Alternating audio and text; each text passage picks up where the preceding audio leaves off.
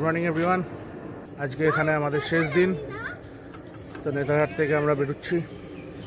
সকালে একটু চা খেতে এলাম, চা খেয়ে এখান থেকে বেরিয়ে যাবো। চা এসে গেছে।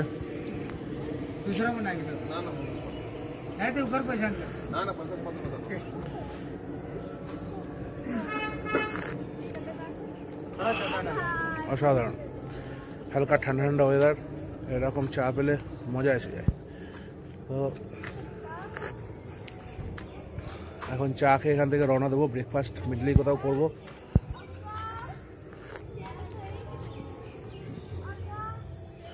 এখান থেকে যাব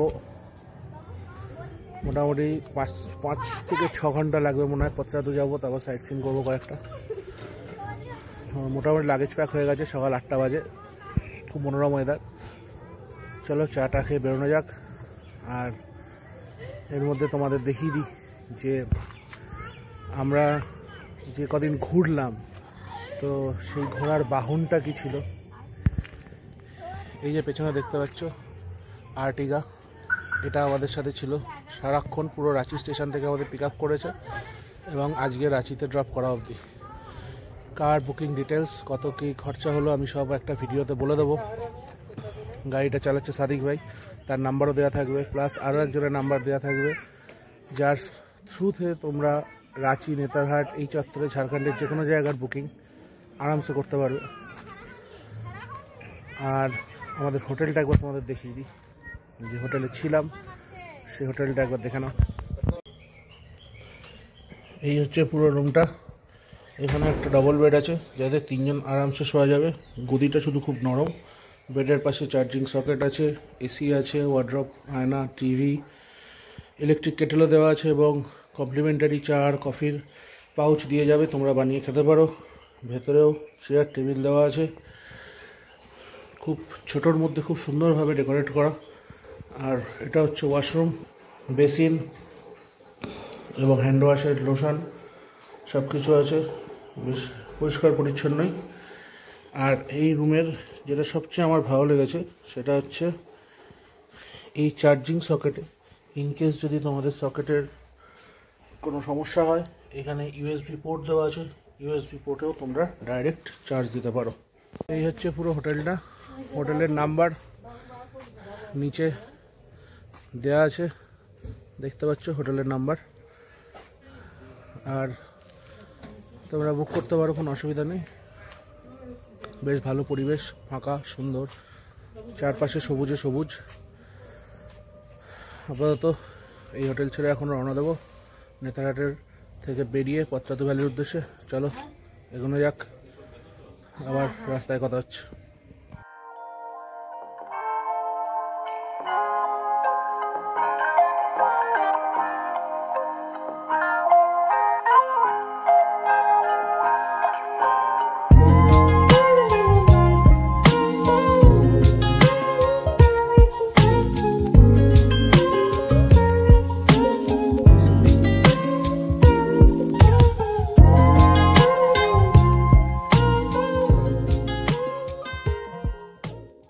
রাস্তায় একটা জায়গায় ব্রেকফাস্টের জন্য দাঁড়িয়েছি।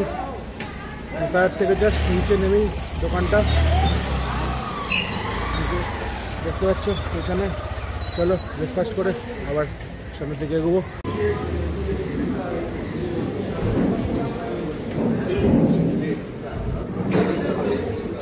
ব্রেকফাস্ট এসে গেছে। পুরি, সবজি, আলু ভাজা, চাটনি না, এটা আচার আর জিলিপি। এটা হচ্ছে একটা প্লেট। এই প্লেট, পার প্লেটের দাম হচ্ছে 40 টাকা। চলো টেস্ট করে তারপর খেয়ে নিয়ে বলছি কেমন কী ছিল। ব্রেকফাস্ট কমপ্লিট হলো। পুরো প্লেটটা ছিল 40 টাকা। খুব একটা হাইফাই না, মোটামুটি অ্যাভারেজ টেস্ট, ঠিকঠাক। জিলিপিটা বড্ড বেশি মিষ্টি ছিল অন্য দিন তুলনায়। অন্যদিন যে কোনো খেয়েছি তার থেকে এটা একটু বেশি মিষ্টি। আর ঠিক আছে, প্লেটে আলু ভাজা, সেটাও মোটামুটি টেস্টলেস। আজ থেকে ছট পুজো শুরু হচ্ছে, তার জন্য চারপাশে এরকম গান শুনতে পাবে। যাই হোক, খাওয়া কমপ্লিট। এখান থেকে এখন বেরোবো পত্রাতু ভ্যালির উদ্দেশ্যে। চলে এগোনো যাক।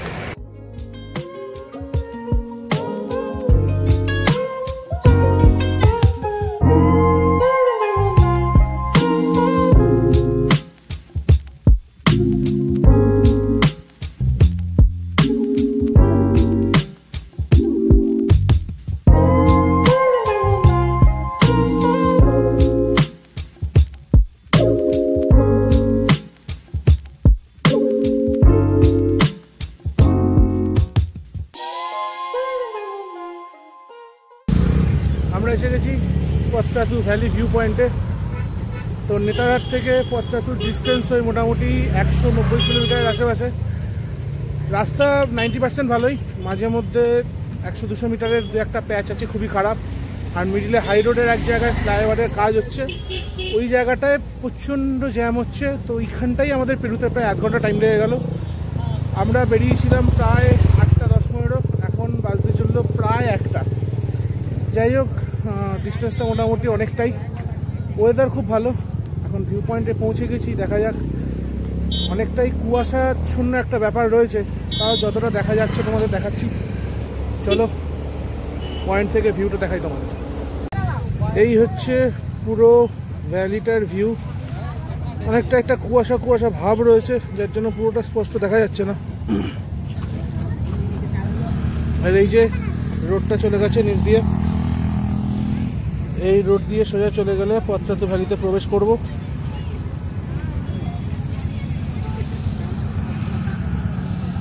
এমনি জায়গাটা বেশ সুন্দর, ছিমছাম। কিছু টুরিস্টের ভিড় আছে, এছাড়া আর কিছু না। চারিদিকে বেশ একটা সবুজের বাহার রয়েছে, কালারফুল ব্যাপার রয়েছে। এই হচ্ছে পুরো ভ্যালিটা। এই হচ্ছে পশ্চাতু ভ্যালির ভিউ, মানে ভিউ পয়েন্ট থেকে ভ্যালির ভিউ। আর এখান থেকে ওই 30 থেকে 35 কিলোমিটার মতো ডিস্টেন্সে একটা জায়গা আছে, যার নাম হচ্ছে রামগড়। এখানে একটু ডাব খাবো, ডাবের দোকান পেয়েছে, এই যে ডাব খাবো। এখান থেকে রওনা দেবো ভিউ পয়েন্ট। চলো রাখতে এগোনো যাক। সামনে একটা ফলস আছে, সেটা দেখবো।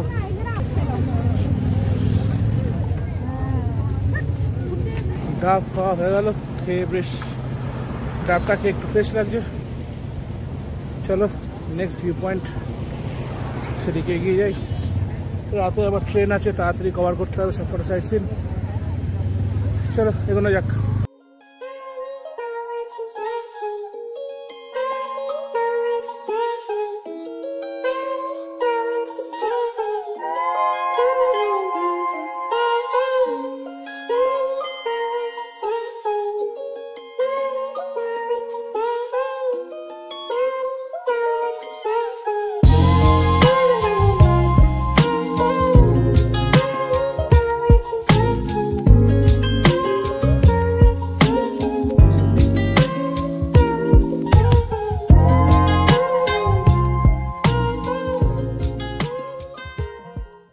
এখন আমরা রয়েছি পালানি ওয়াটারফলের এন্ট্রি গেটের সামনে। চলো ভেতরে ঢুকে দেখা যাক ওয়াটারফলের ভিউ কেমন পাওয়া যায়।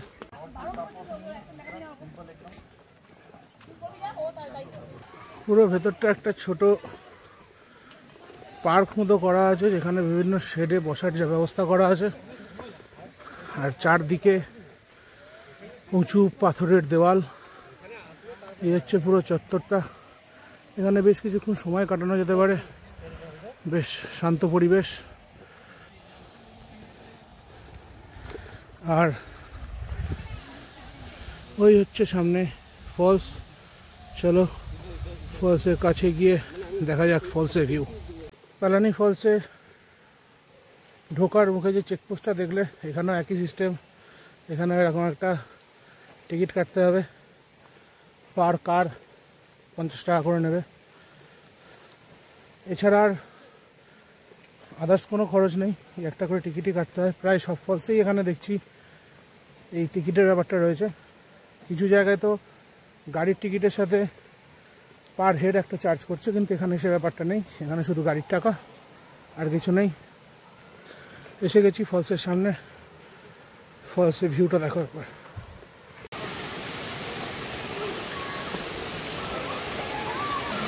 এই হচ্ছে পালানি ফলস।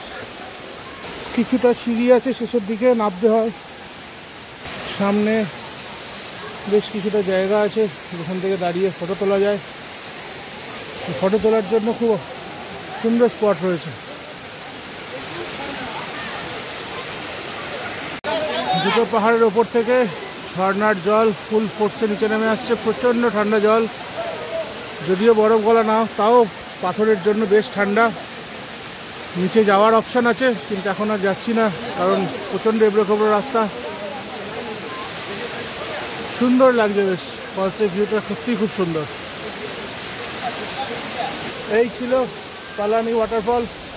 এখন পালানি ওয়াটারফল থেকে আমরা রওনা দিচ্ছি, যাই নেক্সট পয়েন্ট পত্রাতু লেকটা দেখে তারপর ওখানে কিছুটা টাইম কাটাবো, কাটিয়ে দেখি ইচ্ছা আছে রাজারাপ্পার মন্দিরে যাওয়ার, যদি পসিবল হয়। চলো আপাতত পত্রাতু লেকের দিকে এগোনো যাক।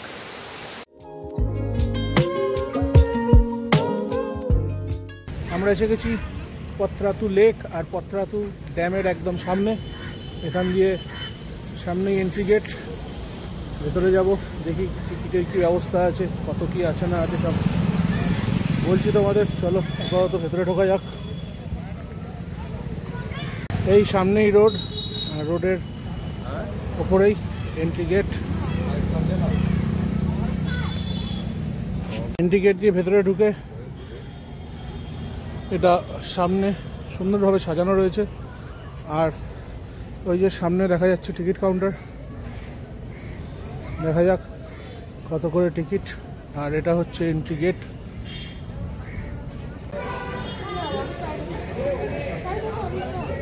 টিকিট কাউন্টার থেকে টিকিট কাটলাম, পার হেড 20 টাকা করে চার্জ, এরকম টিকিট দেবে। একটা কথা বলে রাখি, এখানে কিন্তু পেমেন্ট থ্রু অনলাইন হচ্ছে, ক্যাশ অ্যাকসেপ্ট করছে না, তো সেটা একটু খেয়াল রেখো, এখানে অনলাইন পেমেন্টই হবে, ক্যাশ নেবে না। চলো আপাতত গেটের দিকে এগোনো যাক। গেট দিয়ে এন্ট্রি করলেই সামনে সুন্দর একটা ছোটদের জন্য খেলার জায়গা করা আছে, খুব সুন্দরভাবে সাজানো একটা পার্ক। আর পাশ দিয়ে রাস্তা করা আছে লেকের ধার অব্দি যাওয়ার জন্য।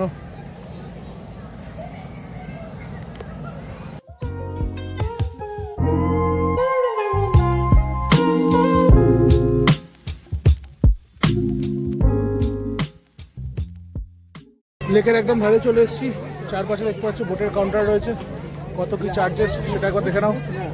এইটা হচ্ছে বোটিংয়ের রেট চার্জ। স্পিড বোট 6 জনের নর্মাল রাউন্ড 750 টাকা, আর পুরো আইল্যান্ড অব্দি গেলে 1500 টাকা। 8 জন 10 জনের হিসেবে শিকারা, ওপেন বোট সব কিছুর রেট দেওয়া আছে। এইটা হচ্ছে এদের রেট চার্জ।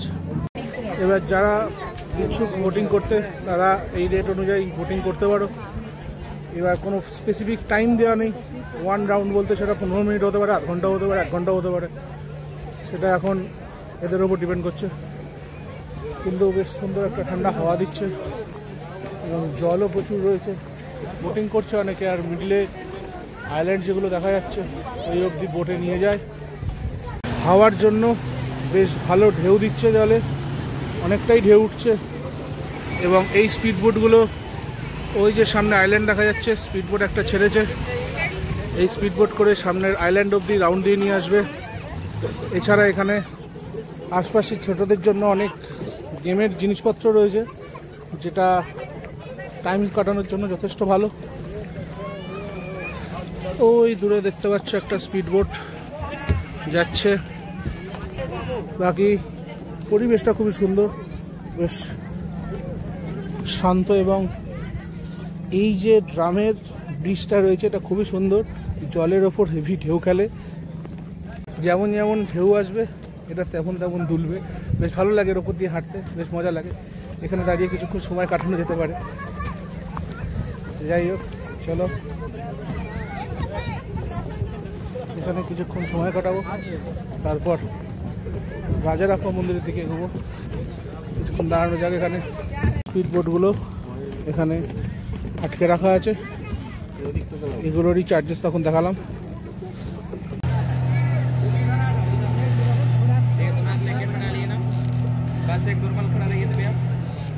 এই স্পিড বোটগুলো ওই মিডিলের আইল্যান্ড অব্দি নিয়ে যায়, আবার ব্যাক করিয়ে নিয়ে আসে। একটা ছোটোখাটো মেলা মতো বসে গেছে পেছনে, আর এমনিও এখন ছট পুজোর সময়, ভিড় হচ্ছে আস্তে আস্তে। যাই হোক, রোদ নেই সেরকম, এখানে কিছুক্ষণ দাঁড়িয়ে তারপর যাবো রাজারাপ্পা মন্দিরের দিকে। চলো আবার রাস্তায় দেখা হচ্ছে। বেরিয়ে এসেছি পার্ক থেকে, প্রায় 2টো বাজে, খিদেও পেয়েছে। চলো কোথাও একটা দাঁড়িয়ে লাঞ্চ করব, তারপর যাবো রাজারাপ্পা মন্দির। রাজারাপ্পা মন্দির ঘোরা হয়ে গেলে ওখান থেকে ব্যাক করবো রাঁচি স্টেশন। আপাতত কিছু খাওয়ার ব্যবস্থা করা যাক, চলো। কচ্ছাটু ড্যামের একটু আগেই রাজ রসোই বলে একটা রেস্টুরেন্ট আছে, সেখানেই লাঞ্চ করতে এসেছি। খিদেও ভালো পেয়েছে, চলো লাঞ্চ টাঞ্চ করে নিয়ে তারপর রাজারাপ্পা মন্দির। এটা হচ্ছে রাজ রসোই রেস্টুরেন্টের ইন্টেরিয়ার, বেশ ভালো করেই সাজানো, পরিষ্কার পরিচ্ছন্ন, এবং এখানে যা দেখে মনে হচ্ছে ব্যাঙ্কোয়েটের জন্য ভাড়াও দেয়, কোনো অনুষ্ঠানের জন্য। লাঞ্চ এসে গেছে, ভেজ থালি অর্ডার করেছিলাম, ভাত, রুটি, স্যালাড, পাঁপড়, ডাল, এখানে একটা সবজি আছে পনিরের মনে হয়, আর এটা মনে হয় একটু মিক্স ভেজ টাইপের সবজি। এছাড়াও আলাদাভাবে 1 প্লেট মিক্স ভেজ অর্ডার দিয়েছিলাম। এই হচ্ছে আজকের লাঞ্চ, চলো খেয়ে দিয়ে তারপর কথা হচ্ছে।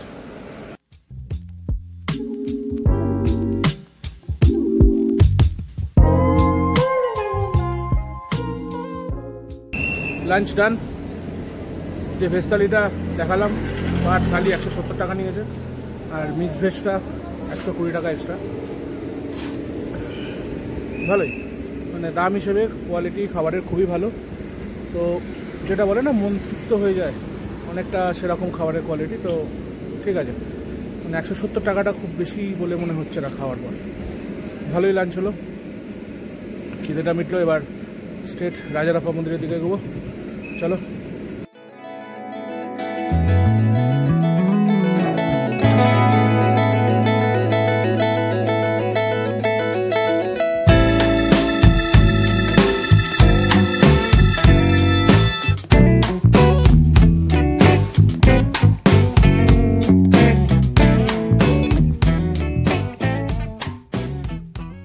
আমরা এসে গেছি রাজারাপ্পা মন্দিরে, সামনেই মন্দিরের প্রবেশদ্বার। আশপাশে দেখতে পাচ্ছ ছোটোখাটো দোকান রয়েছে, পুজোর জিনিসপত্র বিক্রি হচ্ছে। চলো মন্দিরে প্রবেশ করি, করে দর্শন করি, তারপর কথা হচ্ছে। এই হচ্ছে মন্দিরের প্রবেশদ্বার, আর বাইরে গাড়ি পার্কিং থাকে। এখন প্রায় সন্ধে হয়ে এসছে, 4:30 বাজে। তো দাদা বললো যে রাত অবধি এখানে ভিড় থাকে, আজকে নেই, কালকে ছটের জন্য অনেকে ব্যস্ত। আর একদম দোরগোড়া অবধি রাস্তার এন্ট্রি গেট অবধি, সামনে আর একটা বড় এন্ট্রি গেট আছে, সেই অবধি পুরো গাড়ির ভিড় থাকে। কিন্তু এখন নেই, এখন ফাঁকা হয়ে গেছে, তাই আরামসে ভেতরে ঢুকতে পারছি। এই জায়গাটায় যজ্ঞ জাতীয় কিছু হয় মনে হয়, বেশ বড় এরিয়া এটা।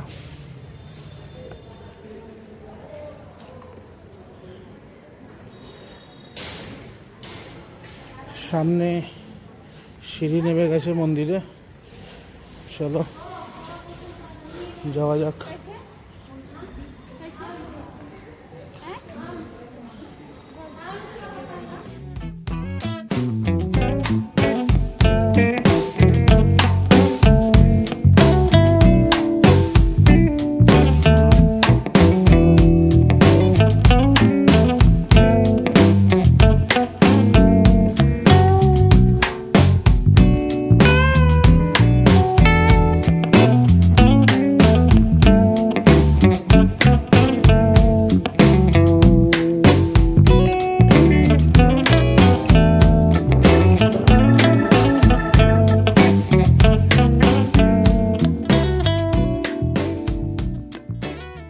এই হচ্ছে মন্দির চত্বর, এখানে যজ্ঞের জায়গা রয়েছে।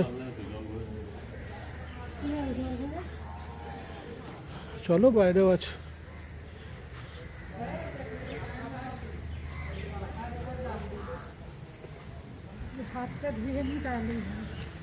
এই হচ্ছে রাজারাপ্পা মন্দির, খুব সুন্দর কালারফুল মন্দির, খুব সুন্দর লাগছে দেখতে। ভেতরে শিবলিঙ্গ দেখা যাচ্ছে।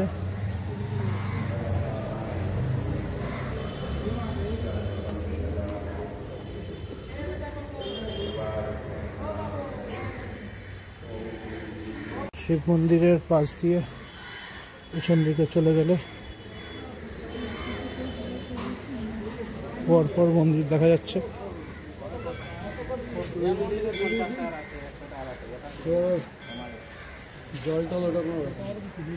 মন্দির আসবে, মন্দিরের নাম আসবে 50 টাকা করে। এই হচ্ছে রাজারাপ্পার মেন মন্দির, প্রচণ্ড রঙিন এবং খুবই সুন্দর। রাজারাপ্পা মন্দিরের ছিন্নমস্তার মন্দির যেটা, সেখানে ঘুরে এলাম। তো ভেতরে ফটোগ্রাফি প্রহিবিটেড, তো ওখানে যে দেখতে পাবে পেছনে লেখা আছে এখানটা ফটোগ্রাফি প্রহিবিটেড। তো ভেতরে কোনো ছবি বা ভিডিও করা যাবে না। তাছাড়া বাইরেটা তো তোমাদের দেখালাম, সত্যিই খুব সুন্দর দেখতে পাচ্ছ। এত কালারফুল মন্দির সত্যিই আমি আগে দেখিনি, খুব সুন্দর জায়গাটা।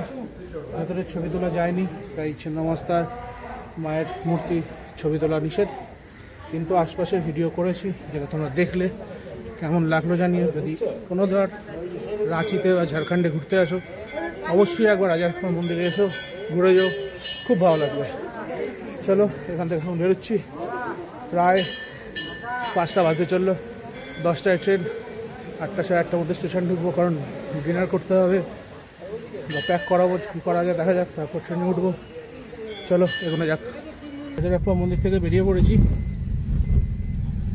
তো এখন গাড়িতে একটা ইম্পর্টেন্ট ইনফরমেশন, যেটা হচ্ছে যদি তোমরা রাজারাপ্পা মন্দির দেখতে আসো, প্রতিদিন বিকেল 5টা থেকে 7টা 2 ঘন্টার জন্য মন্দির বন্ধ থাকে আরতির জন্য। তো সেই সময় কোনো দর্শনার্থীকে ভেতরে ঢুকতে দেওয়া হয় না।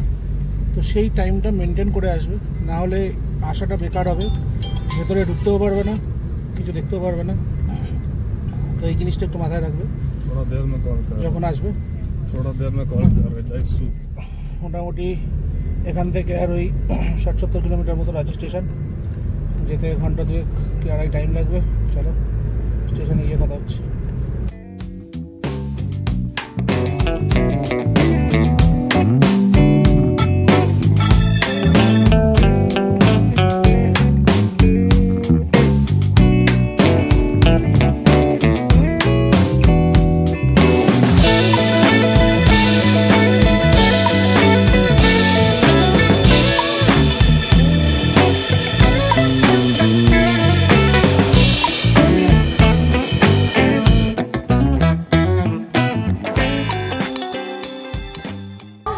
ট্রিপ শেষ, রাঁচি স্টেশনে এসে গেছি।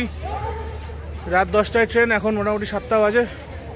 এখন ওয়েটিং রুমে একটু ওয়েট করবো, তারপর ডিনার করে ট্রেনে উঠে লম্বা ঘুম, কাল সকাল 7টা নাগাদ হাওড়ায় নামবো।